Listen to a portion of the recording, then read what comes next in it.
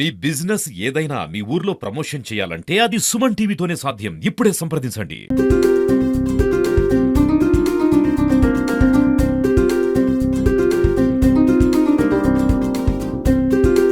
బోయిచినాగన్పల్లి కానీ చింతమాకలపల్లి కానీ అదేవిధంగా పార్ట్ ఆఫ్ ముదరందొడ్డి కానీ ఇవన్నీ కూడా సబ్ స్టేషన్ చాలా దూరంగా ఉండే ప్రాంతం.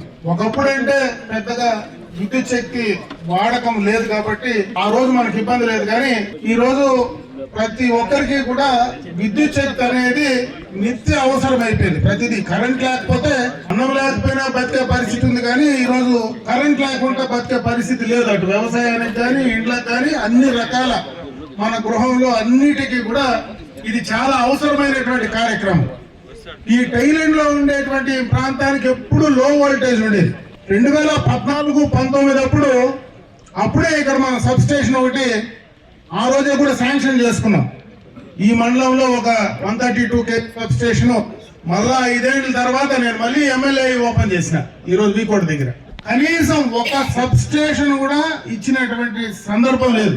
ఒక వైర్ గాని ఒక సబ్ స్టేషన్ గాని ఈ ప్రాంతం పూర్తిగా కూడా నెగ్లెక్ట్ కాబడింది. దానికి ముందు చేసినటువంటి పనులు కూడా మధ్యలో ఆపేశారు. మళ్ళా చంద్రబాబు నాయుడు గారు ముఖ్యమంత్రి అయిన దాకా దానికి ప్రాణం పోసేటువంటి పరిస్థితి ఈ రోజు కలుగుతా ఉంది. ప్రతి మోటార్ కు అక్కడనే ఒక ట్రాన్స్ఫార్మర్ 15 kV కావచ్చు, 20 కావచ్చు, 25 కావచ్చు, ఒక సపరేట్ ట్రాన్స్ఫార్మర్ పెట్టి లో వోల్టేజ్ నివారించడానికి ఆ లైన్స్ అన్ని కూడా మళ్ళా ఉండేటువంటి దానికి సంబంధించిన లైన్స్ అన్ని కూడా రెక్టిఫై చేసేటువంటి కార్యక్రమానికి ఆ రోజే ఆయన దూరదృష్టితో శ్రీకారం చుట్టినటువంటి సందర్భాన్ని ఒకసారి గుర్తు చేస్తా ఉన్నా. ఉచిత విద్యుత్ ఉండేటప్పుడు మనం ఓన్లీ మోటార్లకే ఉచిత విద్యుత్ రన్ చేసుకుంటా ఉన్నాం. గ్రామాలకు కూడా అదే లైన్ ఉంది.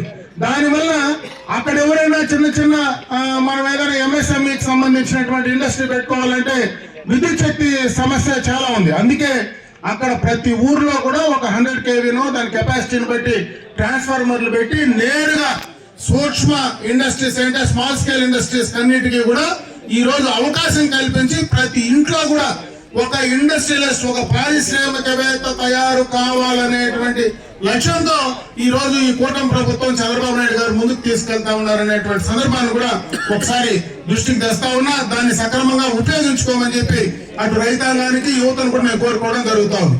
కాబట్టి మీకు ఎప్పుడు ఏది వచ్చినా కూడా కావాల్సింది నా వంతు నేను చేస్తాను. ఇక్కడ రైతులకు ఇబ్బంది లేకుండా సరైన సమయంలో వాళ్లకు ఏదైనా ట్రాన్స్ఫార్మర్లు ఫెయిల్ అయినా ఇంకోటి ఏదైనా సమస్య వచ్చినా కూడా చేయమని చెప్పి డిపార్ట్మెంట్ కు వాళ్ళ తరఫున నేను కోరుకుంటూ సెలవు తీసుకుంటున్నాను.